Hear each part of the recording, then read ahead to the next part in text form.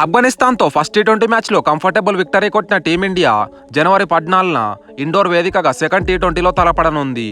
3 మ్యాచ్ల టీ20 సిరీస్లో ప్రజెంట్ 1-0తో లీడ్లో ఉన్న టీమిండియా ఈ మ్యాచ్లో గెలిస్తే మరో మ్యాచ్ మిగిలుండగానే సిరీస్ కైవసం చేసుకుంటుంది. మరోవైపు ఆఫ్ఘనిస్తాన్ సిరీస్ కోల్పోకూడదంటే ఈ మ్యాచ్లో తప్పకుండా గెలవాల్సిన పరిస్థితి. ఇప్పుడు సెకండ్ టీ20 జరిగే హోల్కర్ స్టేడియం ఎలా బిహేవ్ చేస్తుందో చూద్దాం. ఈ పిచ్ గతంలో చూసుకుంటే కంప్లీట్లీ బ్యాటింగ్ ప్యారడైజ్గా ఉంది. ఈ గేమ్లో కూడా ఈ ట్రెండ్ కంటిన్యూ అవ్వచ్చు. షార్టర్ బౌండరీస్ మరియు అవుట్ఫీల్డ్ కొంచెం ఫాస్ట్ ఉంటుంది కాబట్టి డెఫినెట్లీ 200+ స్కోర్ వచ్చే అవకాశాలున్నాయి. టీ20లో ఇక్కడ యావరేజ్ ఫస్ట్ ఇన్నింగ్ స్కోర్ 209 పరుగులుగా ఉంది అంటేనే పిచ్ ఎలా ఉంటుందో అర్థం చేసుకోవచ్చు. యాజ్ యూజువల్గా టాస్ గెలిచిన టీం బౌలింగ్ తీసుకుంటుంది. ఒకవేళ ఫస్ట్ బ్యాటింగ్ చేసి మ్యాచ్ గెలవాలంటే డెఫినెట్లీ 200+ స్కోర్ బోర్డ్ పైన పెట్టాలి. చేజింగ్ చేసి మ్యాచ్ గెలవాలంటే అపోనెంట్ టీంని బిలో 180 స్కోర్కి రిస్ట్రిక్ట్ చేయాలి. హోల్కర్ స్టేడియంలో ఓవరాల్గా 3 టీ20 మ్యాచ్లు మాత్రమే జరగగా ఫస్ట్ బ్యాటింగ్ చేసిన టీం 2 మ్యాచ్లు గెలిస్తే చేజింగ్ టీం 1 మ్యాచ్ గెలిచింది. ఇప్పుడు 2 జట్ల టీం కాంబినేషన్ చూద్దాం.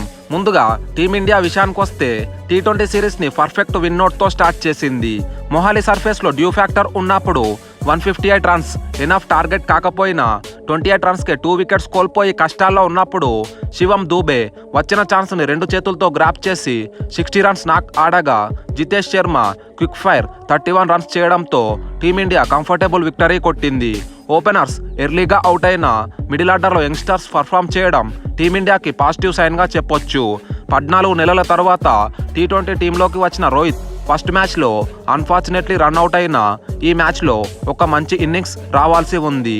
పర్సనల్ రీజన్స్తో కోహ్లీ ఫస్ట్ టీ20 మ్యాచ్కి దూరం అవగా ఈ మ్యాచ్లో ఆడనున్నాడు. మరి కోహ్లీ ప్లేయింగ్ 11లోకి వస్తూ ఉండడంతో తిలక్ వర్మ బెంచ్కి పరిమితమయ్యే అవకాశాలు ఎక్కువగా ఉన్నాయి. బ్యాటింగ్ ప్యారడైజ్ వికెట్ కావడంతో బౌలర్స్కి హెల్ప్ఫుల్ లేని పిచ్ పైన పేసర్స్ హర్షదీప్, ముఖేష్ కుమార్, శివం దూబే ఎలాంటి స్పెల్స్ వేస్తారో చూడాలి. అలాగే స్పిన్నర్స్కి కూడా ఈ పిచ్ పైన టఫ్ ఛాలెంజ్ ఫేస్ కానుంది. ఈ మ్యాచ్కి ఇండియా ప్లేయింగ్ 11లో 1 చేంజ్ జరగడం ఖాయం. కోహ్లీ ప్లేయింగ్ 11లోకి వస్తాడు కావున మోస్ట్లీ తిలక్ వర్మ ప్లేస్లోనే వచ్చే అవకాశాలు ఎక్కువగా ఉన్నాయి. ఒకసారి ఇండియా ప్రాబబుల్ ప్లేయింగ్ 11 చూసుకుంటే రోహిత్ శర్మ, శుభ్మన్ గిల్, విరాట్ కోహ్లీ, శివం దూబే, జితేష్ శర్మ, రింకు సింగ్, అక్షర్ పటేల్, వాషింగ్టన్ సుందర్, రవి బిష్నోయ్, హర్షదీప్ సింగ్, ముఖేష్ కుమార్. ఇప్పుడు ఆఫ్ఘనిస్తాన్ టీం విషయానికి వస్తే ఫస్ట్ టీ20 మ్యాచ్లో మొహాలీ లాంటి బ్యాటింగ్ సర్ఫేస్ పైన పూర్ బ్యాటింగ్ పర్ఫార్మెన్స్తో కేవలం 158 పరుగులు మాత్రమే బోర్డ్ పైన పెట్టింది.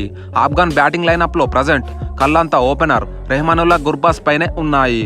రీసెంట్ టైమ్స్లో మంచి టచ్లో ఉన్న గుర్బాస్ ఈ మ్యాచ్లో ప్రామిసింగ్ స్టార్ట్ ఇవ్వాల్సి ఉంది. మొదటి మ్యాచ్లో నబీ ఒక్కడే మంచి నాక్ ఆడగా రిమైనింగ్ బ్యాటర్స్ అందరూ ఫెయిల్ అయ్యారు. ఫ్లాట్ ట్రాక్ పైన ఇబ్రహీం జద్రాన్, ఒమర్ జై, రేమస్ షా లాంటి ప్లేయర్స్ తమ రేంజ్ ఆఫ్ స్ట్రోక్స్ ఫ్రీగా ఆడే అవకాశాలు కనిపిస్తున్నాయి. మరి ఈ ఫ్లాట్ ట్రాక్ పైన ఆఫ్ఘన్ బ్యాటర్స్ ఏ మేరకు రాణిస్తారో చూడాలి. రషీద్ ఖాన్ ఆప్షన్స్లో ఆఫ్ఘన్ బౌలింగ్ మొదటి మ్యాచ్లో స్ట్రగుల్ అయింది. బౌలింగ్లో ముజీబ్ ఒక్కడే మంచి స్పెల్ వేశాడు, మిగతా అందరూ ఫెయిల్ అయ్యారు. ముఖ్యంగా నవీన్ ఉల్ హక్ 3.3 ఓవర్స్లోనే 43 పరుగులిచ్చి ఎక్స్పెన్సివ్గా ప్రూవ్ అయ్యాడు.